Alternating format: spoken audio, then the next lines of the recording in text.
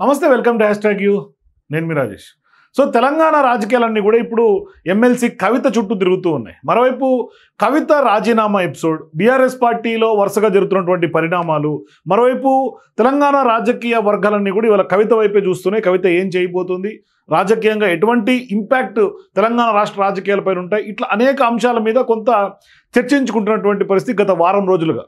So ఇప్పుడు కవిత ప్రధానమైనటువంటి ఆరోపణలు హరీష్ రావు, సంతోష్ మీద చేసినటువంటి నేపథ్యంలో మరోవైపు ఆమెను సస్పెండ్ చేయటం, ఆమె పదవికి అట్లాగే పార్టీకి రాజీనామా చేయటం, మరోవైపు సొంత కూతురు వ్యవహారంలో కేసీఆర్ కొంత కఠిన వైఖరి అవలంబించారు అనే అంశాలని, అంటే ఎక్కడ కూడా ఫీడ్బ్యాక్ తీసుకోకుండా జరిగినటువంటి తప్పిదాలను రెక్టిఫై చేయకుండా ప్రశ్నించడమే తప్పుగా ఆమెను పార్టీ నుంచి బహిష్కరించడం, ఇట్లా చాలా వరకు కూడా కొంత పాజిటివ్స్ నెగిటివ్స్ మిక్స్డ్గా కనిపిస్తూ ఉన్నాయి. సో ఇటువంటి సందర్భాల్లో ప్రజలు ఏమనుకుంటున్నారు అనేది చాలా కీలకమైనటువంటి అంశం.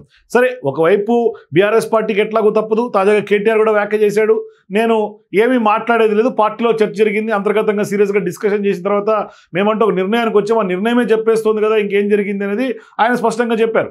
సో ఇట్లా చూసుకుంటే రాజకీయ వర్గాలు ఒకవైపు బీఆర్ఎస్ పార్టీ, లైన్లో బీఆర్ఎస్ పార్టీ, ఇక కవిత ముందున్నటువంటి ఆప్షన్ కొత్త పార్టీ పెట్టడం. సో ఇట్లా జరిగినటువంటి పరిణామాలన్నీ కూడా తెలంగాణ రాజకీయ వర్గాల్లో తెలంగాణ రాష్ట్ర రాజకీయాలపైన ఎటువంటి ఇంపాక్ట్ పడబోతుంది అనే అంశాల మీద తాజాగా ఒక ఫ్లాష్ సర్వే, ఓటా సంస్థ నిర్వహించినటువంటి ఫ్లాష్ సర్వే మన ముందుకు వచ్చింది, మన చేతిలో ఎక్స్క్లూజివ్గా ఉంది. సో ఇప్పుడు దాన్ని విశ్లేషించే ప్రయత్నం చేద్దాం. Flash survey report Kavitha impact on Telangana politics అంటూ కూడా చేసినటువంటి పరిస్థితి ఓటా సంస్థ. ఈ సర్వే యొక్క శాంపుల్స్ 1000 శాంపుల్స్గా ర్యాండమ్ మెథడాలజీలో చేసినట్టుగా పురుషులు 57%, మహిళలు 43%, అట్లాగే వయసుల వారీగా, అట్లాగే విద్యార్థులు, రైతులు, ఉద్యోగులు, వ్యాపారులు, గృహిణులు, ఇతరులు, ఇట్లా దాదాపుగా ఉమ్మడి 10 జిల్లాల్లో కూడా చేసినట్టుగా కనిపిస్తుంది. సో ఇప్పుడు ప్రధానంగా మొట్టమొదటి అంశం ఏంటంటే, కవిత తన పదవులకు రాజీనామా చేసినటువంటి విషయం మీకు తెలుసా అని అడిగితే 96% తెలుసు అని స్పష్టంగా చెప్పారు. తెలియదన్న వాళ్ళు కేవలం 4% మాత్రమే. అట్లాగే కవిత రాజీనామా చేశారని తెలియగానే మీకేమనిపించింది, ఆశ్చర్యంగా అనిపించినటువంటి వాళ్ళు 15%, ఊహించిందే ఇది కొత్తగా ఏం కాదు అనే వాళ్ళు 57%, పట్టించుకోలేదు అనేవాళ్ళు 28%. అట్లాగే మూడవ ప్రశ్న, కవిత రాజీనామా వల్ల బీఆర్ఎస్ బలహీనపడుతుందని అనుకుంటున్నారా? ఇది చాలా ప్రముఖంగా ఉన్నటువంటి పాయింట్. ఎందుకంటే బీఆర్ఎస్ పార్టీ నుంచి బయటకు వచ్చిన తర్వాత కవిత ఇంపాక్ట్ ఖచ్చితంగా బీఆర్ఎస్ పార్టీకి చాలా మైనస్గా అవుతుంది, బీఆర్ఎస్ పార్టీకి కుదేలైపోతుంది. మరోవైపు ఆమె చేసినటువంటి అవినీతి ఆరోపణలు కూడా, ప్రధానంగా హరీష్ రావు, సంతోష్ రావుపై చేసినటువంటి ఆరోపణలు ఇక డ్యామేజ్ ఇర్రికవరబుల్ అని అందరూ అనుకున్నారు. కానీ ఇక్కడ సీన్ కట్ చేస్తే జనాలు కూడా అదే ఒపీనియన్తో ఉన్నారు. ఎంత అంటే బీఆర్ఎస్ పార్టీ బలహీనపడుతుందా కవిత బయటికి రావటం అంటే, కొంతమేర పడుతుంది అనుకున్న వాళ్ళు 43%, అవును అని పక్కాగా పడుతుందని చెప్పినటువంటి వాళ్ళు 15%, ఏమీ కాదు అన్న వాళ్ళు 31%. అంటే మనం ఈ రెండింటిని కలుపుకోవాల్సినటువంటి అవసరం ఉంది. అంటే 50% పైగానే 60% ఇంచుమించు బీఆర్ఎస్ పైన దెబ్బపడే అవకాశాలు స్పష్టంగా మనకు ప్రజల్లో ఉన్నటువంటి ఒపీనియన్. అట్లాగే భవిష్యత్తులో కవిత ఏం చేస్తారని అనుకుంటున్నారు? సొంత పార్టీ 71%, అంటే ఇక ఆప్షన్ లేదు. ఇందాక చెప్పినట్టుగా సొంత పార్టీయే పెట్టుకోవాలి. కాంగ్రెస్ గూటి కంటే ఆమె వచ్చే అవకాశం లేదు, కొట్టిపడేశారు 4%. ఇదంతా ఇది మన ఇమాజినేషన్, బీజేపీలో కానీ స్వతంత్రంగా కానీ అనేది ఇమాజినేషన్. ఈ ప్రశ్న మనకి కొత్త పార్టీకి ఆప్షన్ ఆమెకి. అట్లాగే కవిత సొంత పార్టీ పెడితే మీరు మద్దతు ఇస్తారా? ఇది చాలా ముఖ్యమైనటువంటి అంశం. ఎందుకంటే ప్రజల్లో ఎంతవరకు ఆమెకి మద్దతు ఇచ్చే అవకాశాలు ఉంటాయి. సో ఇప్పుడు ఆమె సొంత పార్టీ పెట్టడం అనేది ఎట్లాగూ తప్పనటువంటి ఆప్షన్.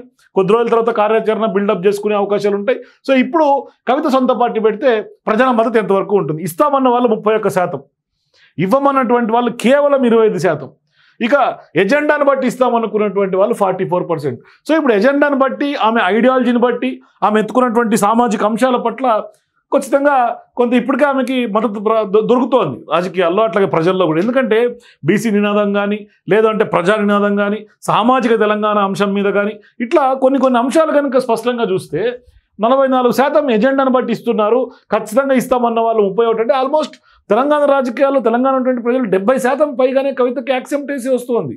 ఇది చాలా పెద్ద విషయం ఇది. ఎందుకంటే కవిత ఒక బీఆర్ఎస్ పార్టీలో కల్వకుంట్ల కుటుంబం నుంచి వచ్చినటువంటి కవితకు 70% మంది సొంత పార్టీ పెడితే మద్దతు ఇస్తారంటే ఇది చాలా ఆహ్వానించదగ్గ పరిణామం. అంటే ప్రజల్లో చాలా వరకు చైతన్యవంతులుగా ఉన్నారు అని స్పష్టంగా చెప్పొచ్చు.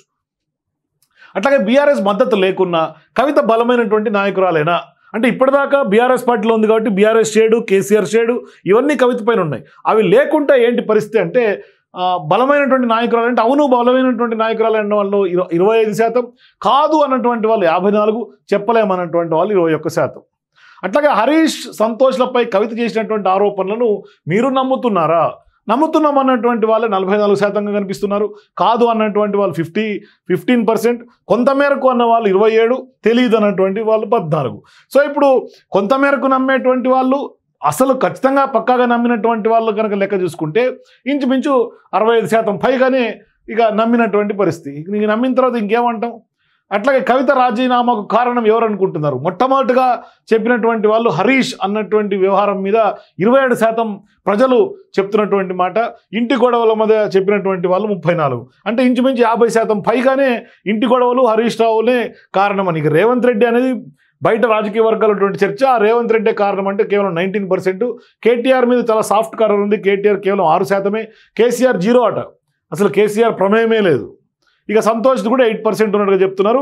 బీజేపీ ఒత్తిడి చేసి కవితను బయటికి పంపించింది అనుకుంటే 6%గా ప్రజలు చెప్తున్నటువంటి పరిస్థితి.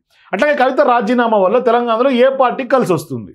పక్కాగా కాంగ్రెస్ కలిసి వస్తుందని గత కొంతకాలంగా నేను చెప్తూనే ఉన్నా. చాలామంది రాజకీయ విశ్లేషకులు, రాజకీయ నిపుణులందరూ భావిస్తున్నారు. ఇప్పుడు 76% కాంగ్రెస్ పార్టీకి ప్లస్ పాయింట్గా మారింది. అంటే కవిత పరిణామాలు, బీఆర్ఎస్ పార్టీలో జరుగుతున్నటువంటి పరిణామాలు, ఇది ఎవరు ఎవరన్నా కాదన్నా స్పష్టంగా కాంగ్రెస్ పార్టీకి ఒక బంపర్ ఆఫర్ లాగా తెలంగాణ రాజకీయాలు. ఎందుకంటే ఇప్పుడున్నటువంటి రాజకీయ పరిస్థితులు, జరుగుతున్నటువంటి పరిణామాలు, కాంగ్రెస్ పార్టీ మీద ఉన్నటువంటి ప్రజా వ్యతిరేకత, ఈ ప్రజా వ్యతిరేకత గాలి కొట్టుకుపోతుంది. మరోవైపు సీఎం రేవంత్ రెడ్డి యొక్క పనితీరు, ఆయన ఈ మధ్యకాలంలో చేస్తున్నటువంటి అవలంబిస్తున్నటువంటి సంక్షేమ పథకాలు, తర్వాత ప్రజలకి ఇంద్రమ్మ ఇల్లు, ఇట్లా అనేక అంశాల్లో కొంత తెలంగాణ గ్రాఫ్లో చాలా చేంజెస్ వస్తూ ఉన్నాయి. సో పరిస్థితులు మారుతూ ఉన్నాయి. అందుకనే ఇప్పుడు కాంగ్రెస్ పార్టీకి బెనిఫిట్ అన్న చెప్పినటువంటి వాళ్ళు 76, బీజేపీకి 18, బీఆర్ఎస్ 4, ఇతరులు 2. అట్లాగే బీఆర్ఎస్లో అన్యాయం జరిగినందుకే కవిత రాజీనామా చేశారా? కాదు అన్నటువంటి వాళ్ళు 47% ఉన్నారు. అవును అన్న వాళ్ళు కేవలం 22%, చెప్పలేమనుకున్నటువంటి వాళ్ళు 31%. అట్లాగే కల్వకుంట్ల కుటుంబంలో గొడవలకు కారణం ఏంటి? ఆస్తుల తగాదా అని అంటే కేవలం 25% మాత్రమే ఆస్తుల తగాదాగా చెప్పారు. వారసత్వ లొల్లి అని అంటే 35%, అవినీతిలో వాటా 25%, తెలియదు 15%. ఈ అవినీతిలో వాటా అన్నది మనము దాన్ని కరెక్ట్ కాదు అట్లా అడగటం. బట్ ఓకే, వాళ్ళు అడిగారు కాబట్టి మనం దాన్ని యాస్టిస్గా చదవాల్సినటువంటి పరిస్థితి. అట్లాగే కవిత రాజీనామా వల్ల తెలంగాణ రాజకీయాల్లో మార్పు ఉంటుందా? ఉండొచ్చు అని చెప్పినటువంటి వాళ్ళు 40%, ఉండదు అనుకున్నటువంటి వాళ్ళు 20%, చెప్పలేమన్నటువంటి వాళ్ళు 40%. ఇక అట్లాగే బీసీ రిజర్వేషన్ల గురించి కవిత మాట్లాడటంపై మీ అభిప్రాయం? రాజకీయ లబ్ధి కోసమే మాట్లాడుతోంది అనుకున్నటువంటి వాళ్ళే 41%. అట్లాగే బీసీలపై ప్రేమ 8%, బీసీ ప్లస్ రాజకీయం 27%, తెలియదు అనుకున్నటువంటి వాళ్ళు 24%. సో ఇప్పుడు బీసీ ఎజెండా ఎత్తుకోవటం ద్వారా కవిత ఇమేజ్లో మార్పు ఉంటుందా? ఉంటుంది అన్న వాళ్ళే 20%. అంటే బీసీ ఇమేజ్ కొంత కవితకు వర్కౌట్ అవుతుంది భవిష్యత్తులో రాజకీయంగా. ఉండదు అనుకున్నటువంటి వాళ్ళు 40%, కొంతమేరకు ఉంటుంది అనుకునేటువంటి వాళ్ళు 25%, మరింత బద్నాం అవుతుంది అని అన్న 15%. అంటే ఉంటుంది కొంతమేరకు కలుపుకుంటే ఆల్మోస్ట్ 45% దాకా కనిపిస్తోంది. సో ఇక లిక్కర్ స్కామ్లో కవిత పాత్ర ఉందని అనుకుంటున్నారా? కొంతమేరకు ఉందనుకున్నటువంటి వాళ్ళు 48, ఉంది అనుకునే వాళ్ళు 24, అనుమానాలు ఉన్నాయన్న వాళ్ళు 8, తెలియదు అన్న వాళ్ళు 28. అట్లాగే ప్రజాస్పందన ఇప్పుడు ఈ ఫ్లాష్ సర్వేలో జనాలతో 1000 శాంపులింగ్ చేసుకున్న సందర్భంగా వాళ్ళు ఒక కామెంట్ చేసి ఉంటారు.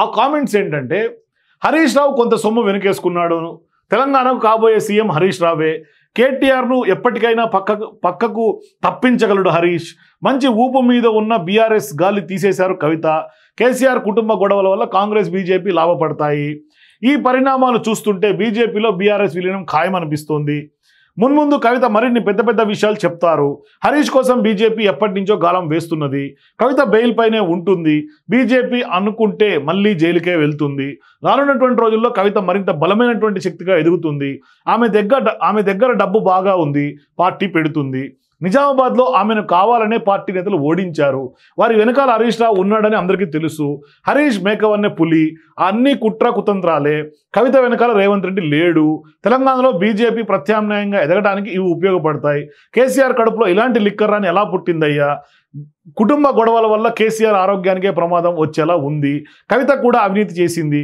లేకపోతే అన్ని ఆస్తులు ఎక్కడివి, కేసీఆర్ మాదిరే కవిత కూడా మాటల గారడి చేస్తోంది. త్వరగా సిబిఐ విచారణ చేసి కల్వకుంట్ల కుటుంబం తిన్నది కక్కించాలి. స్థానిక సంస్థల ఎన్నికల్లో బీఆర్ఎస్కు పెద్ద దెబ్బే తగులుతుంది. హరీష్ రావు కవితకు గట్టి రిప్లై ఇవ్వకపోవడం మైనస్. హరీష్ రావును కూడా కేసీఆర్ వెళ్ళగొట్టే అవకాశం ఉంది. అన్నను వదిలేసి హరీష్ సంతోష్లను టార్గెట్ చేయడం ఏంటి?